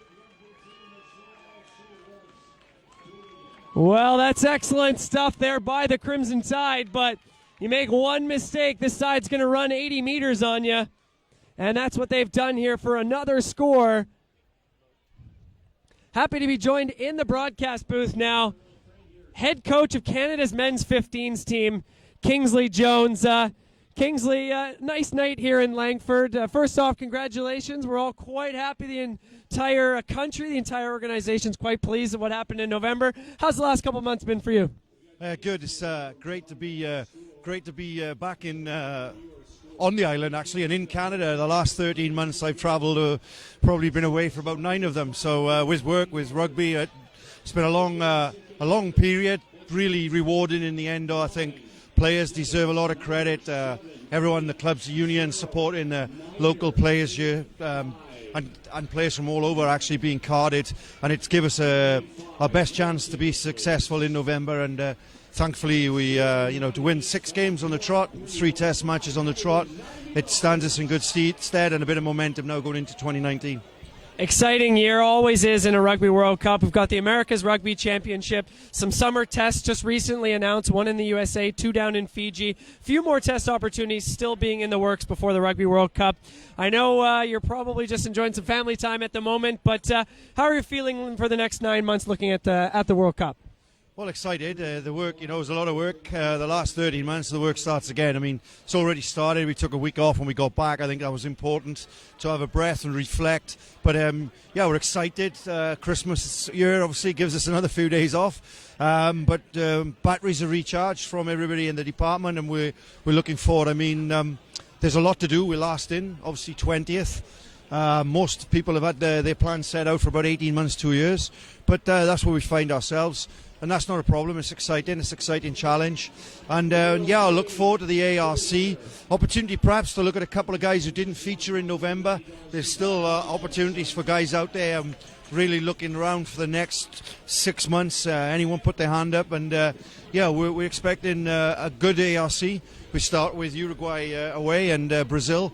The games we feel that we have a good chance of winning. So if we can get those 2 games, obviously 5 on the trot, come into Chile here. And Argentina, and then of the USA finally over in Seattle. So it's an exciting period coming up, a chance for some momentum and also a chance to look at some new faces. And we're getting a good chance tonight to see some players a couple of days before Christmas. The MLR, hugely important for North American rugby. You've been very supportive of what Toronto are trying to do. How does that fit into the plans, and how does it change perhaps, and maybe just confirm the fact that these players will be released for ARC for their nations, US and Canada? Oh, it's critical. I mean, I've been impressed. I've been talking to the last 2 weeks, really. I've spent a hell of a lot of time talking to the MLR. COE's the manager. I've actually stood with the owner of the Seawolves just on the right over there, Shane. And, building those relationships is important. We want our players taking part in the MLR. We want our players playing regular rugby. But we also understand the challenges for the owners of these teams. They pay the guys who take them away for long chunks. So we're just having a relationship here, making it work for us to make sure we get some team continuity and cohesion, but also making sure that our players are established in those teams. And fair to say your experience in the English Premiership and in Wales, you understand the challenges, as you said, of these owners who are trying to run a business and also a national team that's trying to get them and do well at a World Cup. Absolutely. I'm poacher turned gamekeeper. I know I've been through it twice now. I'm international back to club environment, and look, ultimately we need to work with the owners, need to work with the club coaches and the MLR to make sure our players are getting regular rugby there, but also available for us at critical times, and getting some, as I said, some cohesion in their national jersey. But everyone's been great in the communications up to now. The release for the MLR, for the ARC is looking good, and great to see the Seawolves out here tonight at West Hills. Good, and as we're back onto the game here, who stood out for you? Any of the young Tide players you weren't aware of? Young Jared Stevens, we say, had an excellent first 20 minutes. Yeah, Jared Stevens is a very good player. I've seen him for a while. From up in Nanaimo, he's in the fire service, so if the fire service are watching, any chance you could release him a bit more often for me, give him some time off, because he's a player with a lot of potential.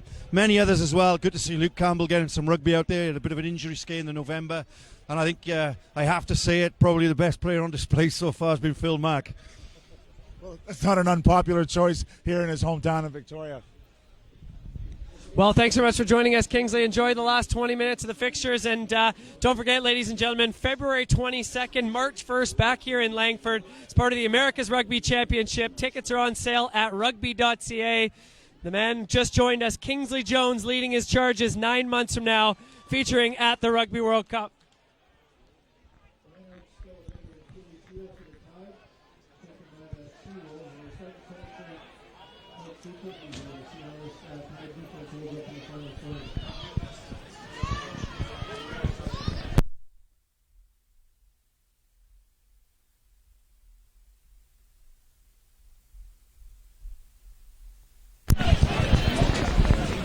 Some new life here in this Seattle side in the final quarter of play. Don't usually hear that very often in rugby, but seems like they're playing 4 minutes here. Advantage in favor now of the Seawolves. Taken into contact there by Kellen Gordon.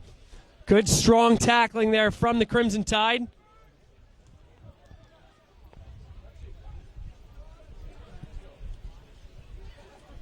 Good line speed on the Tide there. They're playing some good defense there.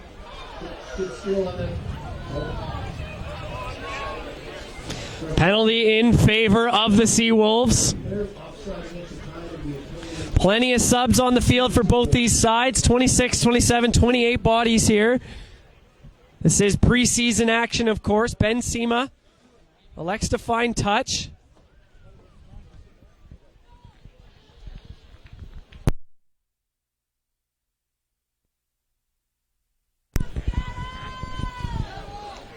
Excellent to see former Canadian international Latoya Blackwood as the assistant referee on today's game.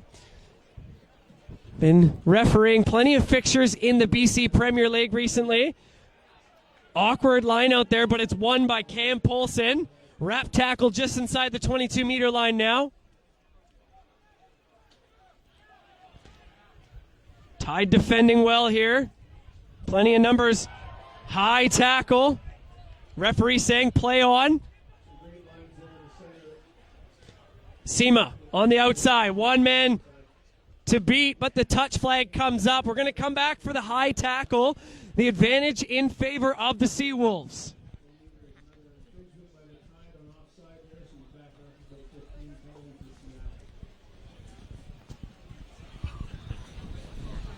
Well, tough conditions now as the rain's coming down. Some tired bodies out there.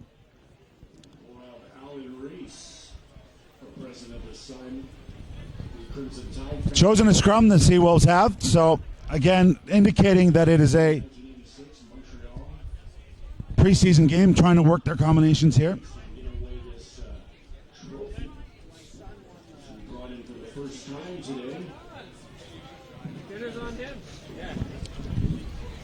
Nothing on the right, so that's wide open. All the backs to the left for the Seawolves.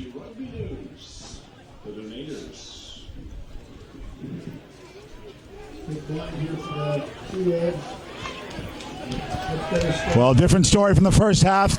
The Seawolves driving the Tide back. They've gathered the ball. Good tackle there from Mozichuk coming across. He's fresh off the bench. Penalty against the Tide for the high tackle.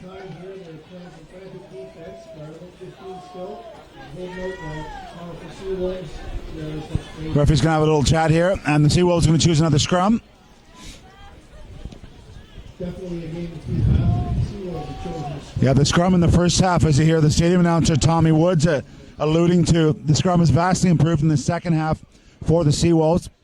Some changes for the Tide up front. But that was a good old battle. Nice to hear from former national team coach, the first ever World Cup coach for Canada, Gary Johnson. And obviously a proud Tide coach. This Tide team, you know, Kingsley Jones there, a man from Cardiff. They beat Cardiff in 76 at the height of the game. They've beaten the Harlequins, Wasps, some of the best teams in the world, not to mention international teams. This time, off the back of the scrum, uncontested, finding the hole in the defense. The backup scrum half showing great pace there. A little soft if you're a Tide supporter, but great awareness for the Seawolves, man. And this is where you're really going to see the difference between these two sides. First 60 minutes, Tide throwing absolutely everything they can on defense. Some dominant tackles and some big set pieces, but don't forget, The Seawolves are a professional side. These are players that get paid to train and work out. And this is still the off season, but this is how they make their money. A lot of these Tigers players in school have full-time jobs. So the last 20 minutes going to play a big role. We'll see what the Tide can come up with off the bench. As Ben Sema slots the extra 2.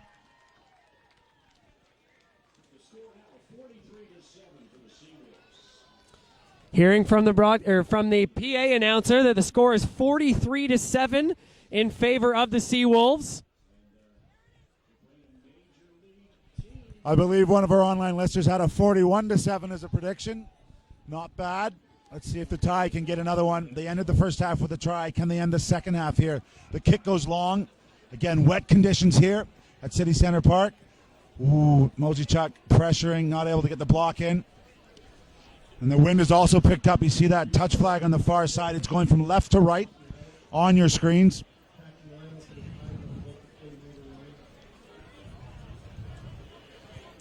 Well, I know both these clubs will be guests of West Shore Rugby Football Club. Perhaps have a few pops pre-Christmas, Brian, but great attitude. The Seattle Saracens have been a part of the BC Premier League for some time, but this rivalry is a healthy one. And as I mentioned earlier, it's only going to serve rugby in these parts to grow the game and improve the standards. And of course, Garrett, that's what we're doing here. The international relations, having a couple beverages after the game. A trip down to Seattle is always one of the more enjoyable circled on the calendar trips. As we have a knock on here from the Tide, scrum down in favor of Seattle. And as Kinsey Jones alluded to, Shane Skinner's up here with his crew. They've done a great job.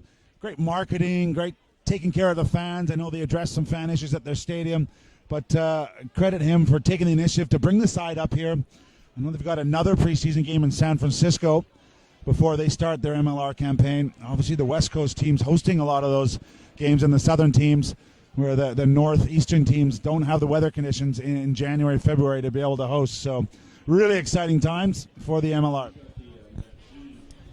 And, of course, credit where credit is due. USA Rugby having a pretty strong year in men's 15s rugby. 10 victories, including the 1-point winner over Scotland.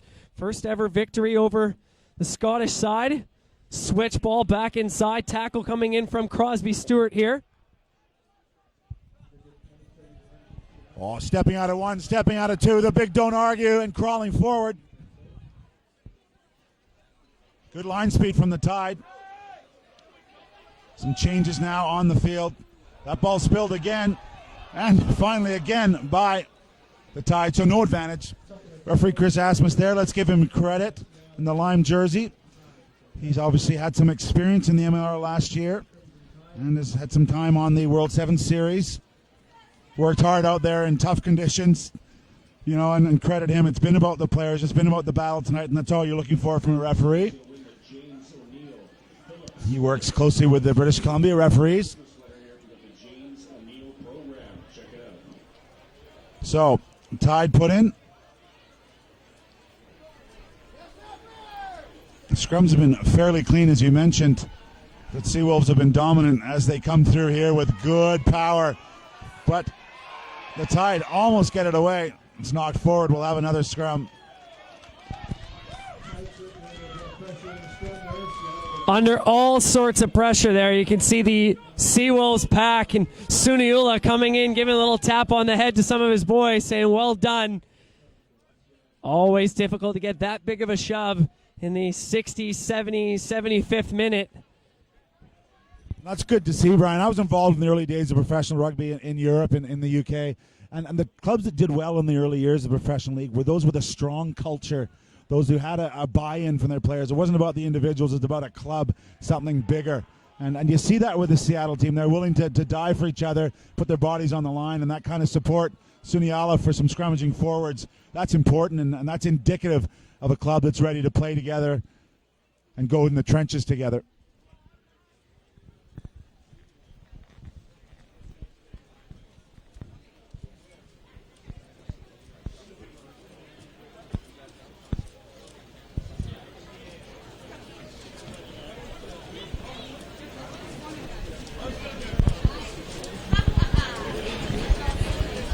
Another double knock-on situation. Getting a little slippy out there for the boys. It sets them right at center field. Big thank you to the 500 plus who have joined us here on a cold, dark night here in Langford, British Columbia. Lots of supporters coming up from Seattle, passionate fans. Well, they're known as the 12s when it comes to the NFL. We'll see what they can come up with, what type of name their supporters come up with for the Seawolves. Go Hawks. There will be a cup here presented, donated by BC Rugby News. So thank you to the crew there, and thank you for our crew putting this game on tonight. Some good images here under tough conditions. Hope you enjoyed following along this sort of historic fixture.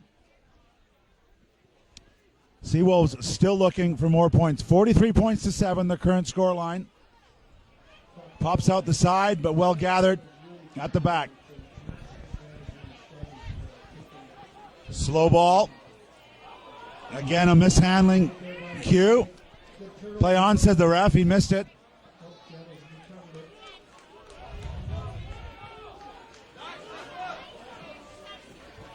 Finally, we got a knock-on call against Taylor Krimrai.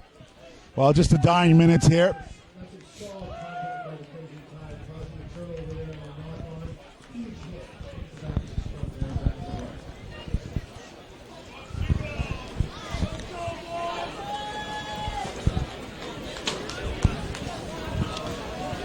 And you can hear these faithful fans are starting to leave now. They've been entertained. Really impressed, Brian, with the Seattle faithful that have come up here. The whole left side of our stand has been packed. I guess we're only a couple of hours up here on Vancouver Island. They come up on the Clipper, German up on the ferry, and great to see that kind of traveling support in the MLR. This time it's the Tide that spilled the ball. Kick through, under pressure. Well cleaned up. I think that's O'Neill. Great defense there by Seattle. Good textbook stuff when you're in trouble. Kill the ball, regroup. Really slick ball out there, as some of our viewers are noting. Stevens steps out of a few. The Tide attack a little bit deep here. Not playing in the Seawolves' faces, and they're just going to clear the lines off the left boot of Hall, who's going to go long. Good to see him back on the island. Good attacking opportunity here for Seattle. And that's a beautifully weighted kick. The return maybe a little less so. And it's out. We'd like to congratulate Donna Harrison from Seattle. Seawolves fans win another prize. We have these beautiful Phillips sweaters here. We're going to give one of those away. We've got some stuff from Direct. And, of course, a shout-out to John Lyle, aforementioned president of the Vancouver Island Rugby Union, all the Ebb Tide guys, all the Tide support and volunteers that put this game on. Well done to you, Brian, for getting the word out in these parts. We got a nice little crowd here. And, of course, our guests, the Seawolves. Good to have them here.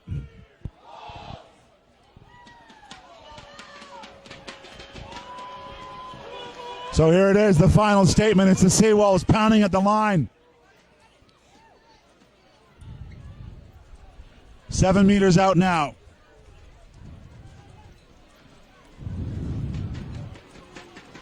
Three meters driving away.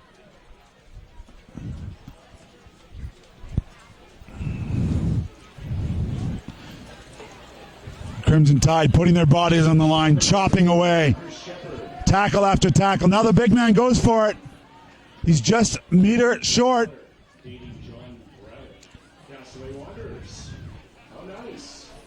Again, the tackle's coming in. We've heard about the seawall. The white wall's done a pretty good job tonight. They've leaked 43 points, but there's been a lot of these goal line stands, and they've done it again. That ball's knocked on. Well done, Crimson Tide defense. Well, you hit the nail on the head there, Garrett. The Crimson Tide standing strong. Yes, they've leaked a few points here, but they've played out of their skin here for the majority of this game. You can see there's some tired bodies. Going to enjoy a cold beer after this game that's well-deserved. Or a hot toddy, maybe. Yeah, there's a few in the stadium thought this might be a bigger scoreline than the 36 that looks like it may be the difference. But they've done that Tide jersey proud.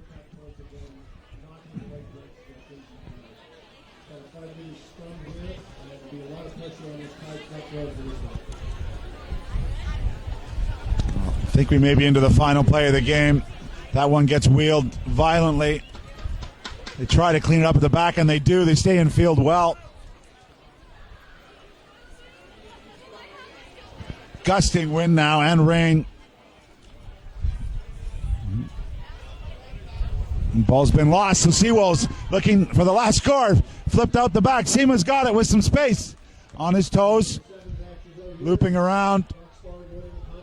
Again, the tied backs round up the Seawolves players. Well, this thing's got pretty loose right now. Both sides with lots of substitutions. Not quite sure. Referee says that one went back. We're not going to end it there. Keep going.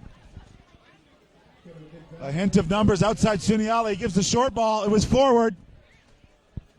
And let's hope referee Asmus kills it there. He looks at his watch. There's going to be one more scrum.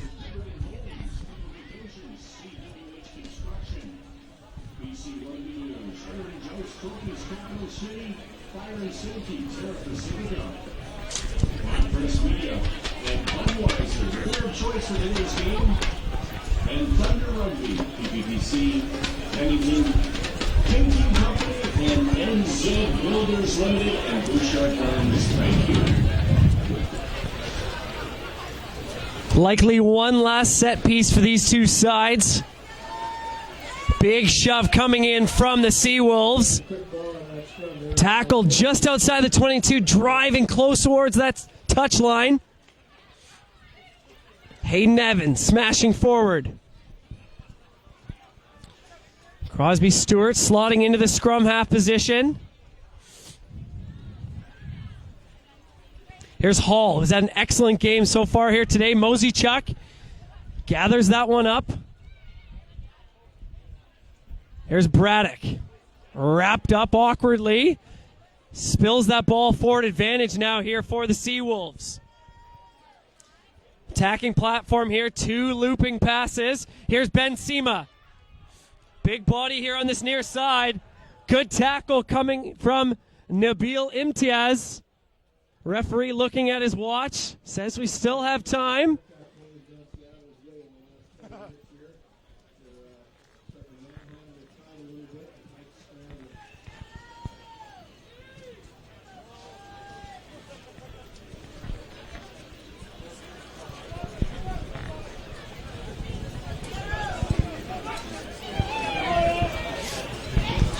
Ball stolen there at the front. Nakai Penny from Vancouver, BC, not pleased.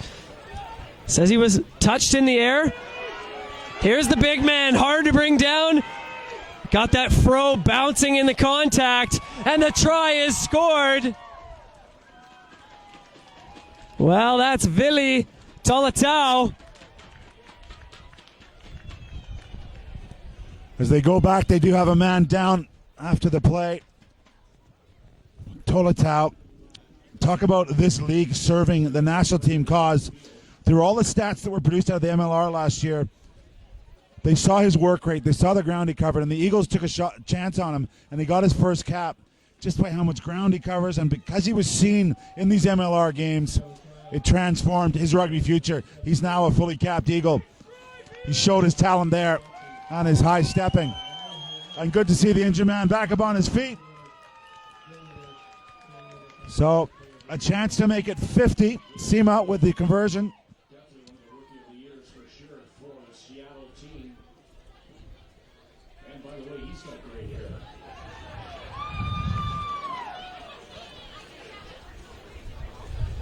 Once again, this place rocks on February 22nd when Canada plays Chile.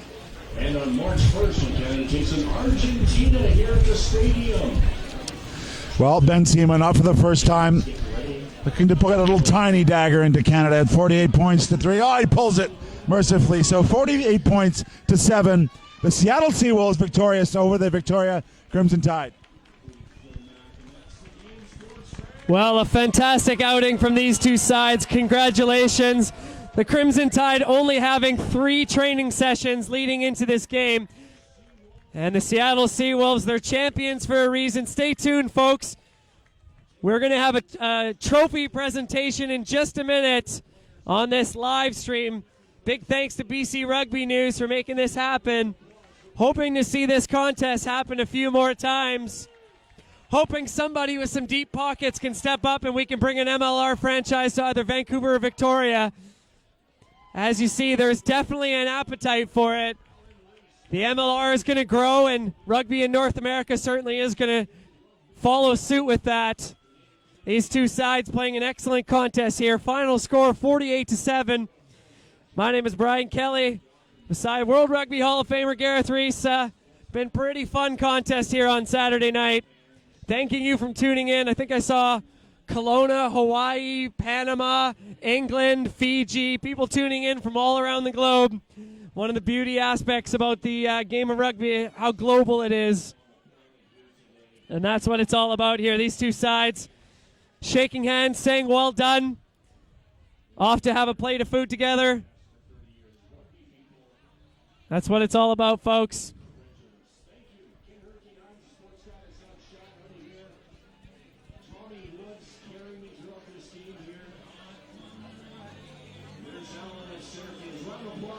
Alan Reese, please. Alan Reese.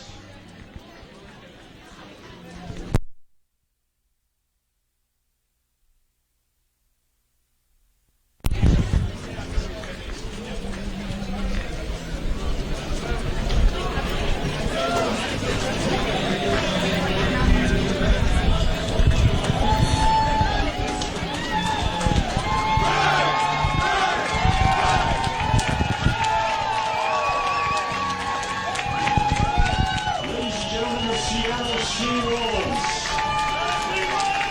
And now for the trophy presentation. The trophy presentation is coming your way. Seattle.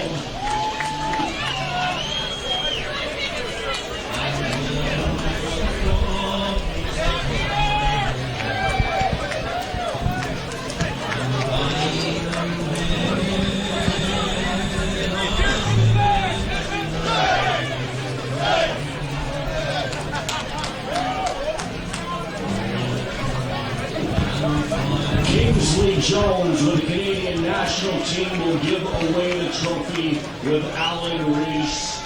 There's your photo opportunity, sports fans. Thank you for coming out and warming up this cold December night. Merry Christmas, everybody. Once again, give it up for your Crimson Tide team here today. Crimson Tide, the All-Stars. Representing Canada, short notice, boys. You still made us very, very proud. BC Rugby News Cup. You're going to pose for the picture. Thank you, Tommy Woods, for making us sound great up here. You want the Phillips sweater? You should take it, Tommy.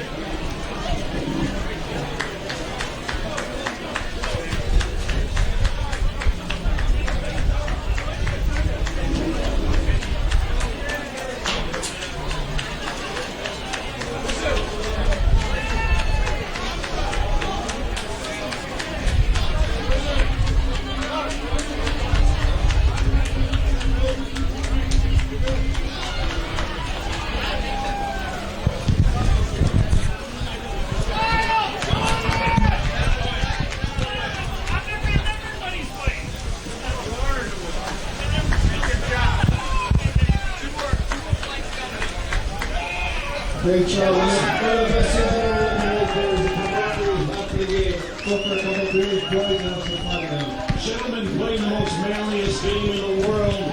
Thank you, sports fans. Would you like to see another one next year? You want to see another game next year, sports fans? One more time, give it up for Phil Mack and the Seawolves.